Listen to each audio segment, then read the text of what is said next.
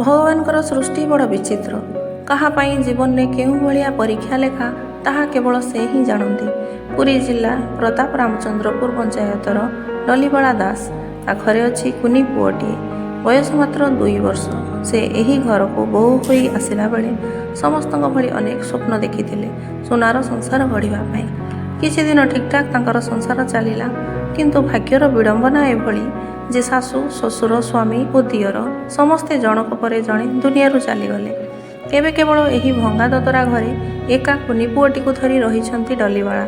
ଏହି ଖବରଟି ସୋସିଆଲ ମିଡ଼ିଆରେ ଘୁରି ବୁଲୁଥିବା ସମୟରେ ନଜର ପଡ଼ିଲା ମାରୁତି ସେନା ପୁରୀ ନଗର ସମ୍ପାଦକ ଶଙ୍କର ସେନ ସାହୁଙ୍କର। ସେ ଏ ବିଷୟରେ ମାରୁତି ସେନାର ରାଜ୍ୟ ସଭାପତି ପପୁ ଦଳବେହେରାଙ୍କ ସହିତ ଆଲୋଚନା କଲେ କିପରି ତାଙ୍କୁ ସହାୟତା ଯୋଗାଇ ହେବ। 18/2/2026 ତାରିଖ ଥିଲା ଶଙ୍କର ସେନ ସାହୁ ଓ ସୋମା ସାହୁଙ୍କର ବିବାହ ବାର୍ଷିକ। ଆଜିର ଦିନଟିରେ କିଛି ଅସହାୟଙ୍କ ମୁହଁରେ ହସ ଫୁଟାଇ ଦିନଟିକୁ ସେଲିବ୍ରେସନ୍ କରିବାକୁ ଉଭୟ ଦମ୍ପତି ନିଷ୍ପତ୍ତି ନେଲେ। ଡଲିବାଳା ଦାସଙ୍କ ପାଇଁ ନୂଆ ଲୁଗା ଓ ତାଙ୍କର କୁନି ପୁଅଟି ପାଇଁ ନୂଆ ଡ୍ରେସ୍, ତାଙ୍କ ଘର ପାଇଁ ମାସିକିଆ ରାସନ ସାମଗ୍ରୀ ଓ ପନିପରିବା ଆଦି ଧରି ସମସ୍ତେ ମାରୁତି ସେନାର ସଦସ୍ୟ ବାହାରିଗଲେ ଡଲିବାଳାଙ୍କ ଗାଁ ଅଙ୍କିଆକୁ। ଯେହେତୁ ତାଙ୍କର ଦିଅର ସ୍ୱାମୀ ସବୁ ଅକାଳରେ ମୃତ୍ୟୁବରଣ କରିଛନ୍ତି, ବହୁତ ଦୁଃଖଦାୟକ ଘଟଣା। ତେଣୁ ଆମେ ସେଇଟା ସୋସିଆଲ ମିଡ଼ିଆରେ ଦେଖିଲା ପରେ ଆମର ମାରୁତି ସେନାର ଶଙ୍କର ସେନ ସାହୁ, ତାଙ୍କ ସ୍ତ୍ରୀ ସୋମା ଭାଉଜ, ତାଙ୍କର ଆଜି ବିବାହ ବାର୍ଷିକ। ତେଣୁ ସେମାନେ ଚିନ୍ତା କଲେ ଯେ ଅସହାୟ ପରିବାରଟାକୁ ରାସନ ପନିପରିବା ସହଯୋଗ କରିବା ପାଇଁ, ଲୁଗାପଟା ସହଯୋଗ କରିବା ପାଇଁ। ତେଣୁ ଆମେ ଓଡ଼ିଶାବାସୀଙ୍କୁ ଆମ ସଂଗଠନ ତରଫରୁ ଏତିକି କହୁଛୁ ଯେ ଏମିତି ସମସ୍ତେ ଆସନ୍ତୁ, ଏ ଅସହାୟ ଫ୍ୟାମିଲିଟାକୁ ସାହାଯ୍ୟ କରନ୍ତୁ। ସମସ୍ତଙ୍କର ଭଲ ମନ୍ଦ କାର୍ଯ୍ୟ ଏମିତି ଗୋଟେ ନା ଗୋଟେ ଗରିବ ଲୋକକୁ ସାହାଯ୍ୟ କରି ପାଳନ କରନ୍ତୁ। ବିବାହ ବାର୍ଷିକ ଉତ୍ସବ ପାଇଁ ଭଗବାନ ପାଖରେ ପ୍ରାର୍ଥନା କରୁଛୁ ତାଙ୍କ ବିବାହ ସୁଖମୟର ହଉ। ମାରୁତି ସେନା ରାଜ୍ୟ ସଭାପତି।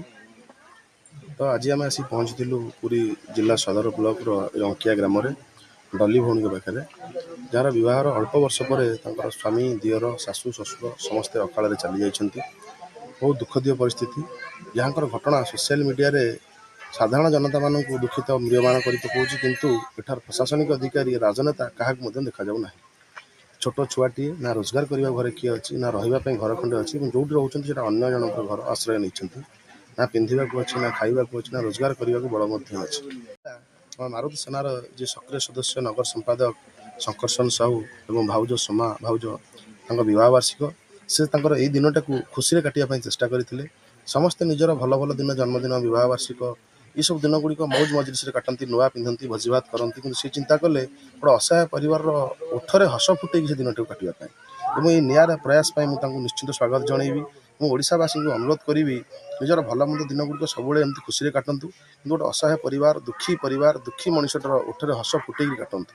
ତେଣୁ ସୋମା ଭାଉଜ ଏବଂ ଶଙ୍କର ଭାଇଙ୍କ ପରି ଆହୁରି ବହୁତ ଭାଇ ଭଉଣୀମାନେ ଅଛନ୍ତି ଯେଉଁମାନେ ନିଜର ଭଲ ଭଲ ଦିନ ଗୁଡ଼ିକ ସେଲିବ୍ରେସନ୍ କରନ୍ତି, କିନ୍ତୁ ଗରିବମାନଙ୍କ ପାଖରେ ଯଦି ପହଞ୍ଚିକିରି କିଛି ବସ୍ତ୍ର ଦେଇ, କିଛି ଖାଦ୍ୟ ଦେଇ, ବା କିଛି ଦୁଃଖରେ ଠିଆ ହେଇ, ବା କିଛି ଆର୍ଥିକ ସହାୟତା ଦେଇକିରି ତାପରେ ସବୁ ସେଲିବ୍ରେସନ୍ କରନ୍ତୁ, ସେ ଯେଉଁ ଆଶୀର୍ବାଦ ମିଳିବ, ସେ ଯେଉଁ ଅନ୍ତରରୁ ଭଲ ପାଇବା ମିଳିବ, ତାହା ନିଶ୍ଚିତ ନିଆରା ରହିବ। ତେଣୁ ଓଡ଼ିଶାବାସୀଙ୍କ ପାଖରେ ମୁଁ ସବୁବେଳେ ଋଣୀ ରହିବି ଯଦି ଏଇଭଳି କିଛି ଘଟଣା ଆପଣମାନେ ଅନୁସରଣ କରିବେ ଏବଂ ଏଇଭଳି ଘଟଣାସ୍ଥଳରେ ଯାଇ ପହଞ୍ଚିପାରିବେ। ଜୟ ଜଗନ୍ନାଥ। କାର୍ଯ୍ୟକ୍ରମଟିକୁ ପରିଚାଳନା କରିଥିଲେ ମାରୁତି ସେନା ରାଜ୍ୟ ସଭାପତି ପପୁ ଦଳବେହେରା, ପୁରୀ ଜିଲ୍ଲା ସଭାପତି ବଳରାମ ବାରିକ, କୋଷାଧ୍ୟକ୍ଷ ଶ୍ରୀଧର ସାହୁ, ଜିଲ୍ଲା ଆଇନ ପରାମର୍ଶଦାତା ଉମାଶଙ୍କର ସାହୁ, ସୋମନାଥ ପୃଷ୍ଟି, ଯୋଗେନ୍ଦ୍ର ନାୟକ, ସୋମା ସାହୁ, ଅନୁରାଧା ପଣ୍ଡା, ପ୍ରତିମା ମିଶ୍ର, ଜୟଶ୍ରୀ ପାଢ଼ୀ, ସସ୍ମିତା ବେଜ ପ୍ରମୁଖ।